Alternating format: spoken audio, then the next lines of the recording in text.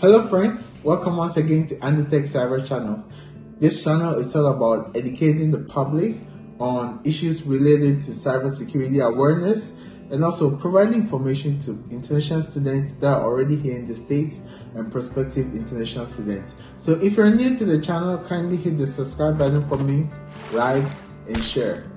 Now for this video, I'm going to talk about international students driving in the United States and the attainment of our driver's license, the processes to go through. Now, I remember before I even decided to come to the States, there is one thing I had heard countless times, and that was it's really difficult for even the citizens of the United States to pass their driving test in order for them to get a license. I'm pretty sure majority of you guys, you also bear witness to what I'm saying, right? You've heard that. Now, the first thing is I want to debunk that, right? I want to say it's not as people perceive it to be, or people make it look like.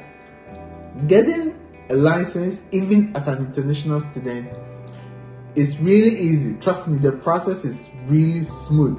So today I'm gonna quickly go through the process on how I personally had my driver's license for the first time as an international student.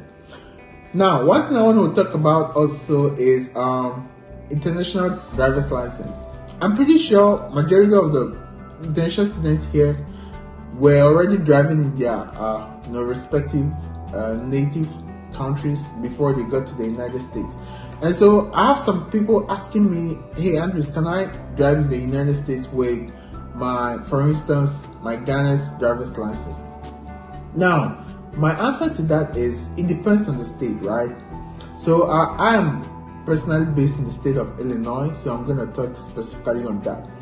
So one thing I know is for international students, you can drive in the state with your international driver's license, but it's limited, right? So specifically for the state of Illinois, you can only drive up to 90 days with your valid driver's license from your home country. So for the state of Illinois, they do not support international driver's license. It's important to note that the state of Illinois does not support international driver's license, but they support your a valid driver's license from your home country, and you can drive for up to 90 days. That's 3 months after you get to the United States, right?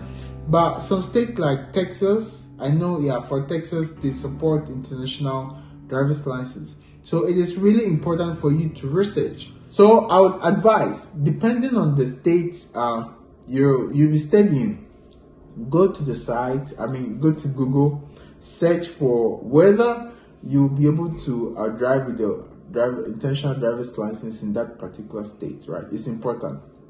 Now, what are the processes personally I went through when I came here? That's one dream actually I really wanted to execute, right? Something I really wanted to do, and that was to see myself driving, you know. And because already I had this notion that it's really difficult in getting the driver's license, I was just scared, but well, I just wanted to try and see.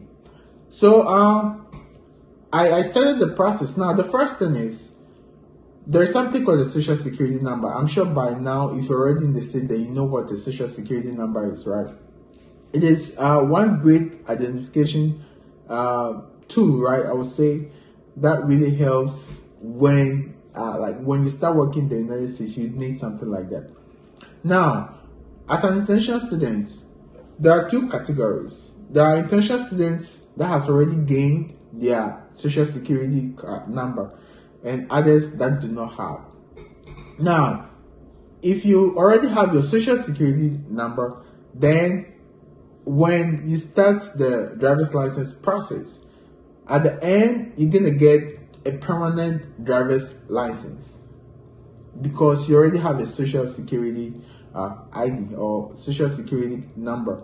But if you don't have, don't worry, you can still apply for a license and drive in the United States. So personally, I started driving even before I had my social security number. So how is this possible? Now, when I started the process, right, the first thing is I had to go write my written test, and also I did an eye test. Those two tests, of course, they are really easy. Trust me. There are so many ways you can pass the written test. Now, one trick is, depending on the state you are, right, search for practical driving test questions, written test questions for that particular state on either Play Store or App Store. Now, on the app, you'd have several questions. Trust me, solve those questions, go right, and you pass. Because I realized they repeat those questions from time to time.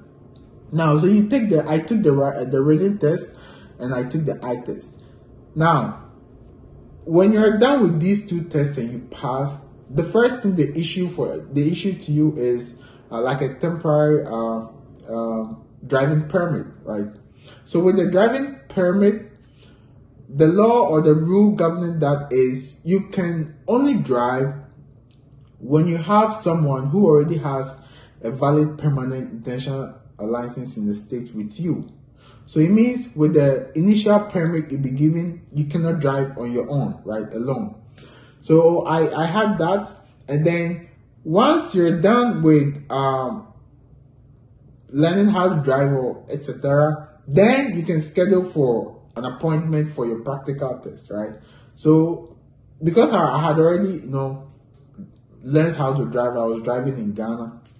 I just did the written test. I got my initial permit, and after some few weeks, I just scheduled for an appointment, and then I did my practical test, and yeah, by God's grace I passed, so I got my license.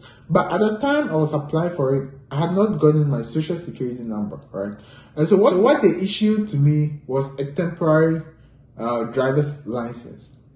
Now, the difference between a permanent driver's license and a temporary driver's license is, for the permanent driver's license, now when you're in the state and you want to travel to a different state, with that permanent driver's license, you don't need a passport, right? So that one is valid for identification. Now, for the temporary passport, you see it's written on top, not valid for identification. So that's the difference. Aside that, you can drive with that temporary driver's license. And then afterwards, when you get your social security number, you can go and then they can just convert it to a permanent one. So that's exactly what I did. So if someone tells you as an international student, you cannot get a license or you cannot drive or it's really difficult, tell the person that's not the case. So thank you very much. This is going to be a short video, and I'm pretty sure I shared some pertinent information. And so kindly subscribe to the channel and also like and share for me. Thank you very much. Talk to you later. Bye.